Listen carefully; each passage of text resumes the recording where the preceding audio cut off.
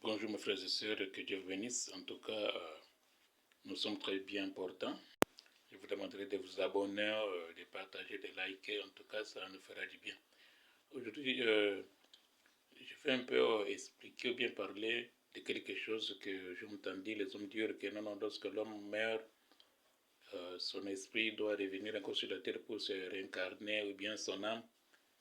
Mais alors, nous pouvons nous poser la question de savoir, mais quelle est cette âme-là qui sera jugée? Est-ce l'âme qui est venue pour la première fois, la deuxième fois, et bien la troisième fois, ainsi de suite? Puisque la Bible dit que l'âme qui pêche, c'est celle qui mourra. Pour moi, lorsque l'homme meurt, il va dans les lieux de repos. Vous êtes dans la sixième dimension, soit vous êtes dans la cinquième dimension. Car ici, sur cette terre, nous vivons dans les trois dimensions, à savoir qui est la dimension des matières, ce qui est palpable, ce que nous pouvons toucher. Il y a la dimension de la lumière, il y a la dimension des temps. Voilà ces trois dimensions dont nous vivons sur cette terre.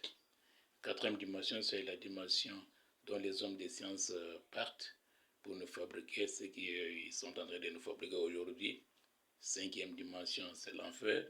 Sixième dimension, c'est les lieux de repos, ou bien ce que nous pouvons appeler les paradis, car l'homme ne doit pas aller au ciel.